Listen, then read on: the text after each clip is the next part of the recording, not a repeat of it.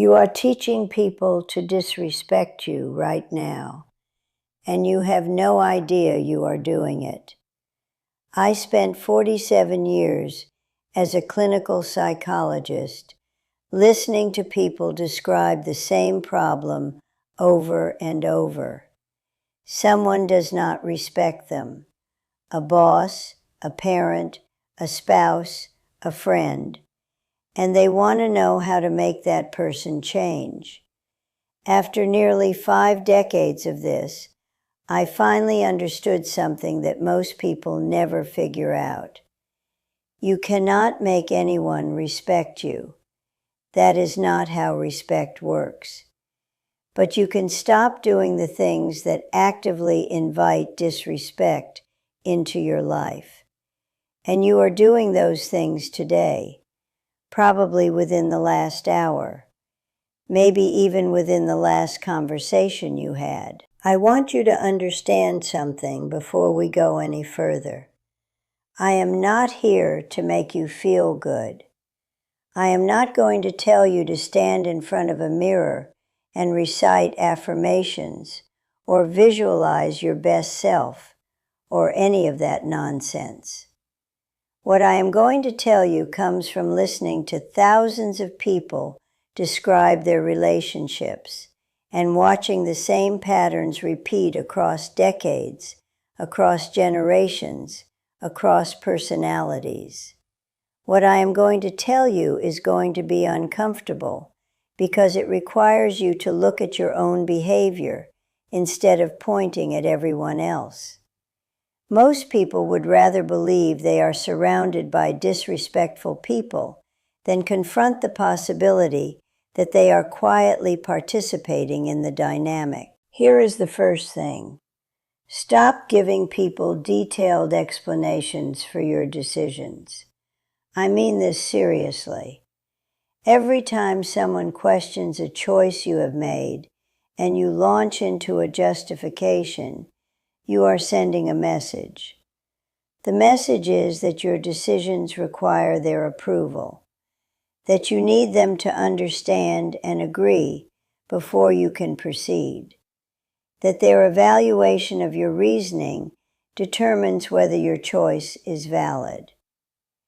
Research in psychology has repeatedly shown that excessive self-justification is associated with lower perceived confidence and lower perceived authority. When you explain yourself to people who have no legitimate reason to require an explanation, you position yourself beneath them in the interaction.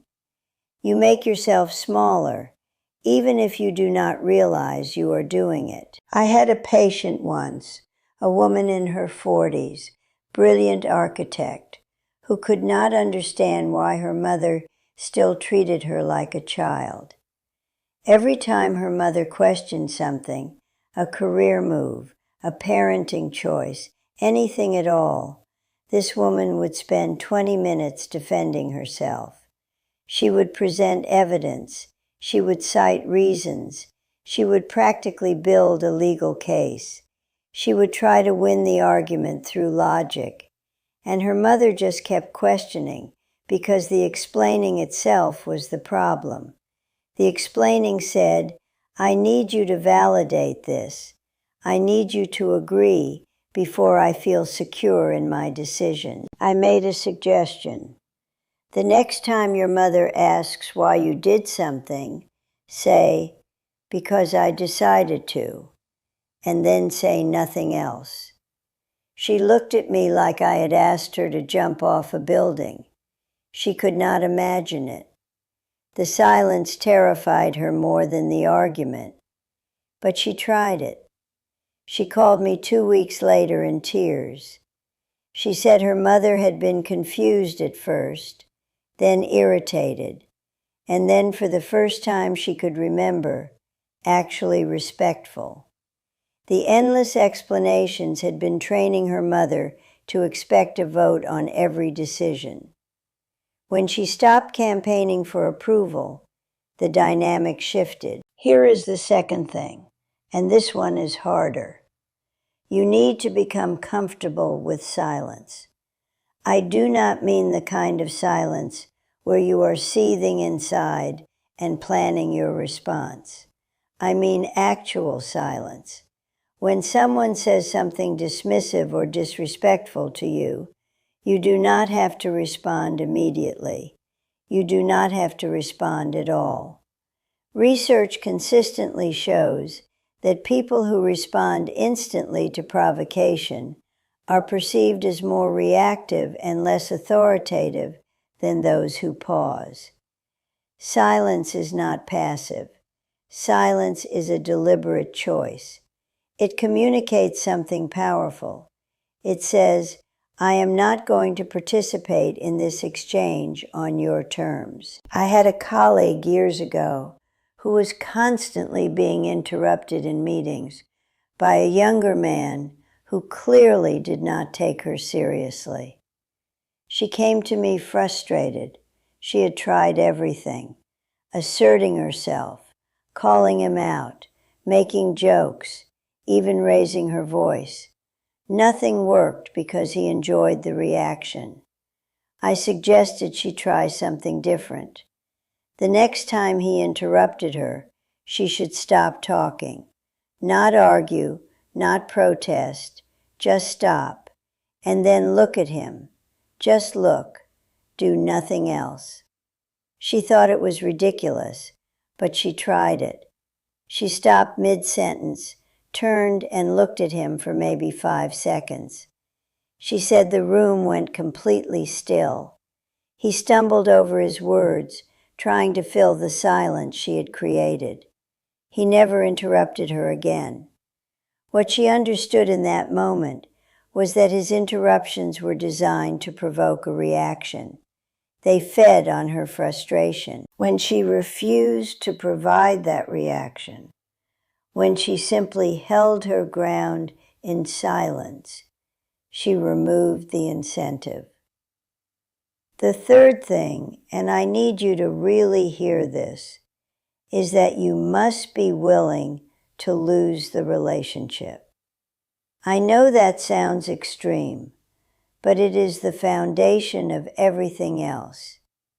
If you are not willing to walk away from a relationship where you are consistently disrespected, you have already told the other person they can treat you however they want. You have already communicated that your need for the relationship exceeds your need for respect. They know this consciously or not. They feel it, and they will act accordingly. I am not saying you should abandon people at the first sign of conflict. That would be absurd. But you must have a line, a real line, not a line you keep moving every time someone crosses it. Boundaries that shift under pressure are not boundaries. They are preferences, and preferences rarely command respect. I learned this in the most painful way possible. My son Daniel and I had a difficult relationship for years. He felt I was too critical of his wife. And he was right, I was. But when he confronted me about it, I could not admit I was wrong. My pride would not allow it. So I defended myself. I explained. I justified. I did everything I just told you not to do. I believe my experience gave me authority. I believe my intentions excused my tone. And then one day he stopped calling. 16 years ago. I have not heard his voice in 16 years. He drew a line, and I tested it, and I lost. I respect him for it, even as it breaks my heart. He was willing to lose the relationship with his own mother to preserve his self-respect and his marriage. He was willing to tolerate the discomfort of distance rather than accept ongoing criticism. I wish I had been capable of that same clarity when I was younger. I wish I had known when to stop talking, when to say, "You are right, I crossed a line." Instead, I chose pride. Pride is a poor substitute for connection. The fourth thing, stop trying to change how people feel about you and start paying attention to what you will and will not accept. This is the mistake almost everyone makes. They focus outward. How do I make them respect me? How do I get them to see my value? How do I convince them I am worthy? This is backwards, completely backwards. You cannot control how another person perceives you. You cannot reach into their brain and adjust their opinion. You cannot engineer admiration. What you can control is what you allow into your life, what behavior you tolerate, what treatment you accept. A patient once asked me how to make her husband stop dismissing her opinions. I asked her what happened when he dismissed her. She said she would argue with him, try to make her case sometimes for hours, dissecting the issue until she was exhausted. I said, "What if you just left the room?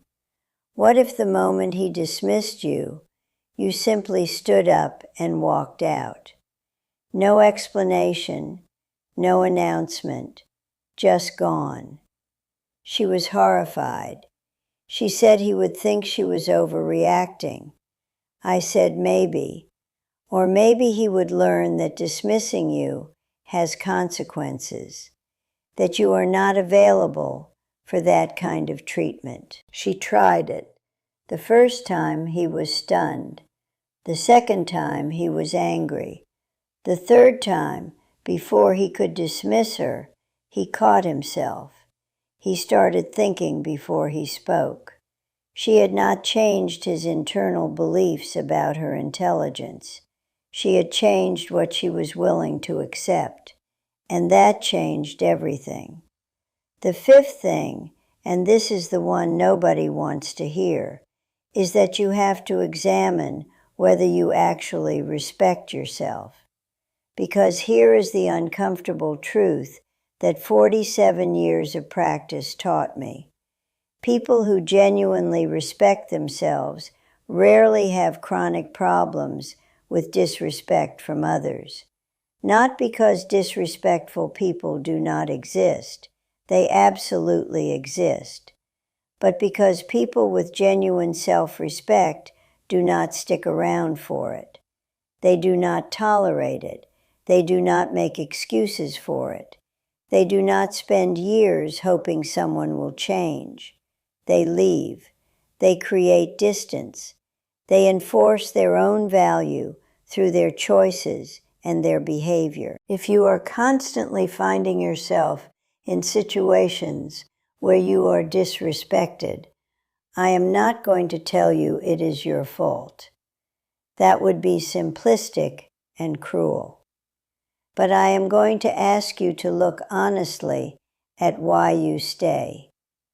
What you are getting out of these relationships that keeps you there despite the cost. Because there is always something. Fear of being alone, financial dependency, family pressure, the hope that things will get better, the belief that if you just explain yourself one more time, they will finally understand. These are real. I understand them. But they are also the chains that keep you in place while someone treats you poorly. At some point, you have to decide which matters more, the relationship or your self-respect. I chose wrong with my son. I chose my pride over the relationship. He chose differently. He chose his self-respect, and even though it has cost me 16 years of his life, I understand why he did it. I would do it differently now. I would apologize without defending myself. I would listen instead of explaining. I would protect the relationship instead of protecting my ego. But I did not have the wisdom then that I have now. That is why I am talking to you. So you do not have to learn these things the way I did. I am 96 years old. I have listened to more confessions about disrespect than I can count. And here is what I know with absolute certainty. You cannot make anyone respect you, but you can respect yourself so thoroughly, so completely, that disrespect simply has no place to land. You can stop explaining yourself to people who have not earned explanations. You can learn to sit in silence while someone waits for you to react. You can be willing to lose what does not serve you. You can pay attention to what you accept rather than trying to change what others believe. I am not going to pretend this is easy. I failed at most of it for decades. I am still failing at some of it. Growth does not end just because the calendar advances. But I am telling you anyway because maybe you will listen. Maybe you will pause the next time someone challenges you unnecessarily. Maybe you will hold your silence. Maybe you will draw a line and keep it. Maybe you will make a call before 16 years pass. Respect begins with what you refuse to participate in. And that lesson is one I learned far too late.